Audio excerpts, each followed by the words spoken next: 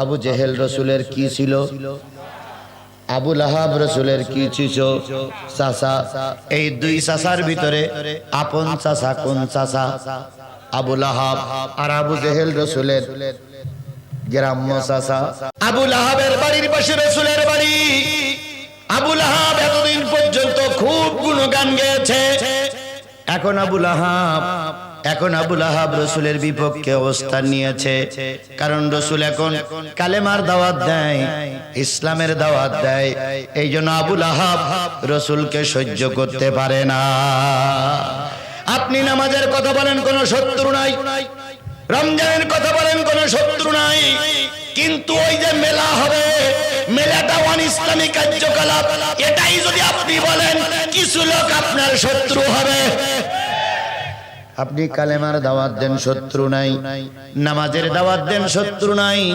ধর্মের দাওয়াত দেন, শত্রু নাই। যদি সুদখোরের কথা বলেন, একদল সুদখোর সহ্য করতে পারবে না। আপনি ভালো কথা বলতেছেন, সবাই মেনে নিল। ঘুষখোরের কথা বলেন, ঘুষখোররা আপনার এন্ট্রি হয়ে যাবে। সুতরাং রাসূল যতদিন পর্যন্ত হক কথা না বলেছিলেন, ততদিন পর্যন্ত আবাল বৃদ্ধ বনিতা সবাই রাসূলের পক্ষে ছিলেন। যেই না হকের পক্ষে দাওয়াত দিল, সেই আপনজনেরাও পার হয়ে গেল। আবু জেহেল রাসূলকে হুমকি দিতে শুরু করলো, ভাতিজা যা বলেছো বলেছো, আর আমাদের বিরুদ্ধে কিছু বলো না। নবীজি বললেন, চাচা আপনাদের বিরুদ্ধে কিছু বলি না, আপনার বিরুদ্ধে কিছু বলি না।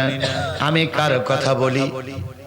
কোরআনের কথা বলি, আল্লাহর কথা বলি। নবী যখন ঠান্ডা হতে চাইলেন না, আবু জেহেল বাহিনী চিন্তা করলো নবীকে একটু টোপ দেই। কি দেই? টোপ। প্রথম বলল, ভাতিজা যে কালেমার দাওয়াত দিচ্ছ, এই কালেমার দাওয়াত যদি বন্ধ করো, বিনিময়ে যত টাকা পয়সা লাগে দেব। নবীজি চুপ করে থাকলেন। কিছুদিন পরে আবু জেহেল বাহিনী আবার বলল, ভাতিজা যদি কালেমার দাওয়াত বন্ধ করে দাও, মক্কার সবচেয়ে সুন্দরী নারীর সঙ্গে তোমার বিয়ে দিয়ে দিব।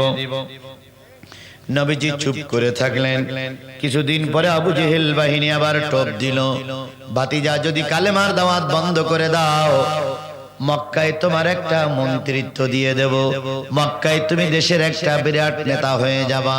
রাসূল চুপ করে থাকলেন।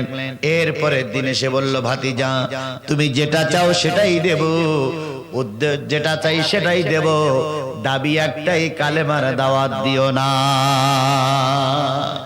নবীজি বললেন, চাচা যেটা দিতে পারো সেটাও যদি দাও, যেটা দিতে পারো সেটা যদি দাও, যেটা না দিতে পারো ওটাও যদি দাও, আকাশের চাঁদ আর সূর্য যদি আমার হাতে তুলে দাও, তবু আমি দুই চাঁদ আর সূর্য নিয়ে সন্তুষ্ট থাকবো না, আমি কোরআনের দাওয়াত দিয়েই যাব।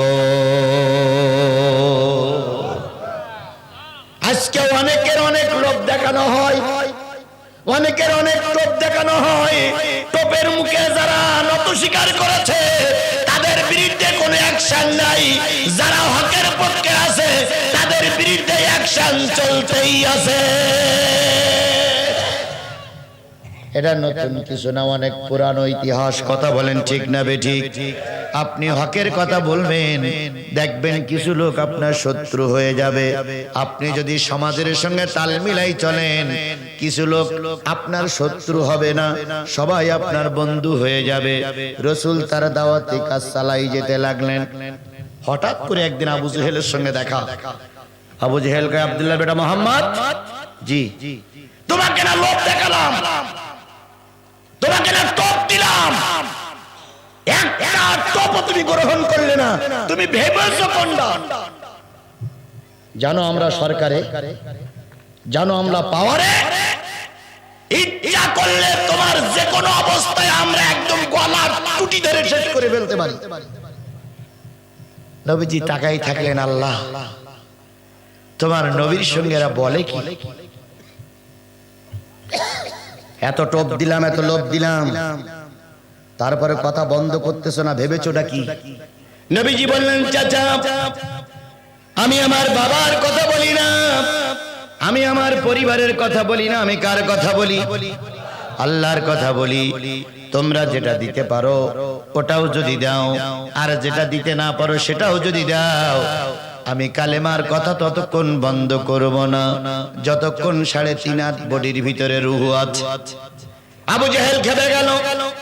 এরম খেপা আবু জেহেল মার্কা নেতা, খেপা আবু জেহেলের চামচা আজও পৃথিবীতে আছে না নাই? আজও পৃথিবীতে আছে। হক কথা বললে এরা সহ্য করতে পারে না। তরবারি বাহির করে মুহাম্মদ সাল্লাল্লাহু আলাইহি সাল্লামের মাথার উপরে 3টা আঘাত করলেন, ডাইন পাশে, মাঝখানে, বাম পাশে। 3টা আঘাতে রাসূলের মাথা ফেটে ফিনকে রক্ত বাহির হতে শুরু করলো। রক্তগুলো নাক দিয়ে, কান দিয়ে, চোখ দিয়ে যখন শরীর ভিজে গেল, নবীজি যখন ক্ষত স্থানটা ধরে নিয়ে সোজা খাদিজার বাড়ি চলে গেলেন। খাদিজা, ও খাদিজা। খাদিজা বেরিয়ে এসে বললেন, আব্দুল্লাহর বেটা মোহাম্মদ কি হয়েছে? কয়, আবুল হাকাম আমাকে মেরেছে, আবু জেহেল আমাকে মেরেছে। ঘরের ভিতরে ঢুকলো। খাদিজা নবীরে সুস্থ করতেছিলেন, সেবা দিতেছিলেন, নবীজির মাথায় হাত বুলাইতেছিলেন। কি করলে রক্তগুলো বন্ধ হয় এটা খাদিজা চেষ্টা করতেছিলেন। এমত অবস্থায় খাদিজার ঘরে যখন নবী, এমন সময় আমির হামজা গ্রামে ছিলেন না, এলাকায় ছিলেন না। আমির হামজা ছিলেন শিকারিতে। আমির হামজা শিকার শেষে মক্কা নগরীতে ঢোকার পরেই মক্কার লোকেরা বলতেছে, শুনেছো তোমার ভাতিজারে একা পেয়ে আবু জেহেল মেরে মাথা ফাটাইয়ে দিয়েছে। আমির হামজা ভাতিজার মাথা ফাটানোর কথা শুনে বাড়ি গেলেন না, সোজা নবীজির ঘরে চলে গেলেন। নবীকে ডেকে বলতেছে, মোহাম্মদ শুনেছি আবু জেহেল নাকি তোমাকে মেরেছে। নবী এতক্ষণ পর্যন্ত চুপচাপ শুয়েছিলেন। এবার নবী জুটে বসে বললেন, চাচা, বাবা নাই, বাবা নাই, আত্মীয় স্বজন পাশে থাকার মতন কেউ নাই। এই সুযোগ আবু জেহেল রাজপথে আমাকে তরবারি দিয়ে পিটাইছে। আমির হামজা বললেন, ভাতিজা একটু অপেক্ষা করো, প্রতিশোধ নিয়েই আসবো। কি নিয়ে আসবো? প্রতিশোধ নিয়ে আসবো। আমির হামজা তখনও পর্যন্ত কালেমা পড়ে মুসলমান হয়নি।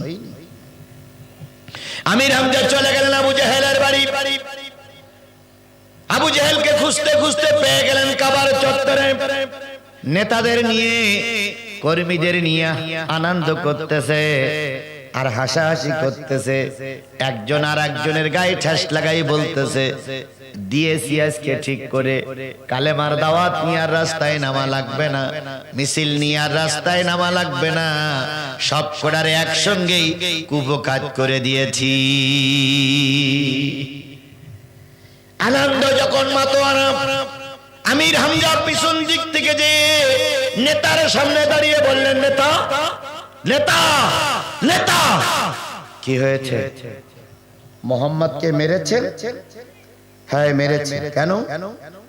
এত নিষেধ করি কালেমার দাওয়াত দিও না, এত নিষেধ করি রাস্তায় নেমো না, এত নিষেধ করি ধর্মের বুলি আওড়াইও না।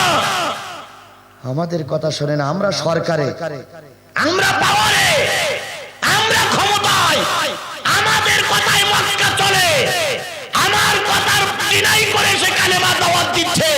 মারবো না থেকে আঙুল চুষবো। এরকম কথা বলা লোক কি আজকের সমাজে আছে? জোরে বলেন আছে? আরো জোরে বলেন আছে? তাহলে আবু জেহেলের গালিগালাজ দেন কেন? প্রতিটা আবু জেহেল এখন পাড়ায় পাড়ায়, গ্রামে গ্রামে তৈরি হয়েছে। এদের কারণে আমরা আজকে হক কথাগুলো বলতে পারি না। এদের কারণে আমার ছেলেরা কোরআনের দাওয়াত দিতে পারে না। এদের কারণে আমার সন্তানেরা কি বলে ইসলামের কথা বলতে পারে না। কথা বলেন ঠিক না বে ঠিক? তাহলে আবু জেহেল তখনও ছিল, এখনো আছে। ওই আবু জেহেলদের গালাগালি দিয়ে লাভ কি? বর্তমান আবু জেহেল সামলান, বর্তমান আবু জেহেলদের চেনেন, দেখবেন প্রকৃত আবু জেহেল বেরিয়ে আসবে। আমার ভাইরা, আল্লাহর নবী সাল্লাল্লাহু আলাইহি সাল্লাম আহত। আমির হামজা বললেন, তুমি কি মনে করতেছো ভাতিজা মুহাম্মাদের পাশে কেউ নেই? কই নেই তো, দলও নেই, নেতাও নেই, কেউ নেই। যে কয়জন ছিল হয় দিছি জেলে, আর নাই ঠ্যাং ভেঙেছি, আর এবার মুহাম্মদকে ভেঙেছি। আশা করি নেতা যখন আহত আর কর্মীরা একটাও রাস্তায় নামবে না। কিন্তু ওরা তো তলার ইতিহাস জানে না। নেতা মারা গেলেও আদর্শ মারা যায় না। কথা বলেন ঠিক না ঠিক? আল্লাহর নবী সাল্লাল্লাহু আলাইহি সাল্লামের চাচা আমির হামজা আবু জাহেলের সামনে দাঁড়িয়ে বললেন, নেতাজি ভুল করতেছো, একা একা পেয়ে তারে মারতেছো, কিন্তু একটা জিনিস মনে রেখো, চিরকাল কিন্তু কেউ একা থাকে না। আমির হামজা আবু জেহেলের সামনে একটু যখন দাঁড়ায় গেলেন, আবু জেহেল খেপে গেল। আমির হামজা তরবারি বাহির করলেন। তরবারি বাহির করে আবু জেহেলের মাথায় 3টে বাড়ি দিল। মুহাম্মাদের মাথায় কয়টা বাড়ি দিয়েছে?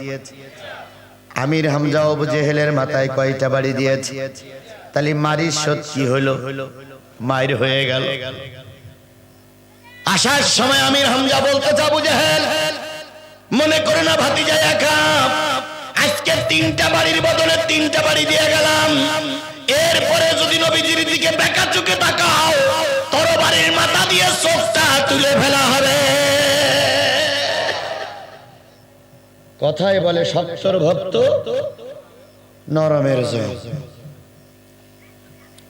আমির হামজা যখন ফিরে আসে, দলের কিছু দালাল থাকে না, ওলীদ ইবনে মুগীরা বলতেছে, নেতা ধরবো, নেতা ধরবো, নেতা ধরবো। নেতা বলতেছে, দেখতেছি চোখের চেহারা, যদি ধরতে চাইস তোর বলে কামড়াই কামড়াই খেয়ে ফেল, ধরাধরির দরকার নেই, জাতি গে।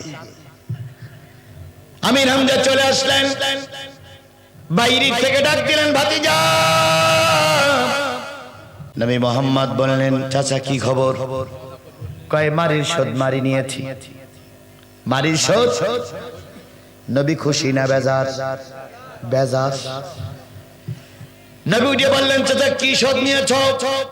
কয় তোমাকে কয়টা বাড়ি মেরেছে? কয় 3টা। আমিও 3টা বাড়ি মেরেছি। হিসেবে তো খুশি হওয়ার কথা, কিন্তু আমার নবী কি বললেন, চাচা এতে আমি খুশি হই নাই, এর চাইতে লক্ষ গুণ কোটি গুণ বেশি খুশি হতাম যদি আপনার জবানে শুনতাম লা ইলাহা ইল্লাল্লাহ মুহাম্মাদুর। আমির হামজা বললেন, ভাতিজা যদি এতেই তুমি খুশি হও, তোমাকে সাক্ষী রেখে আর আমার বৌমা খাদিজাকে সাক্ষী রেখে, আমি আল্লাহকে সাক্ষী রেখে এই মুহূর্তে এই জায়গায় দাঁড়িয়ে ইমানের কালেমা পড়ে মুসলমান হয়ে গেলাম। তাহলে ইসলামের আদর্শ হলো ক্ষমা করে দেওয়া।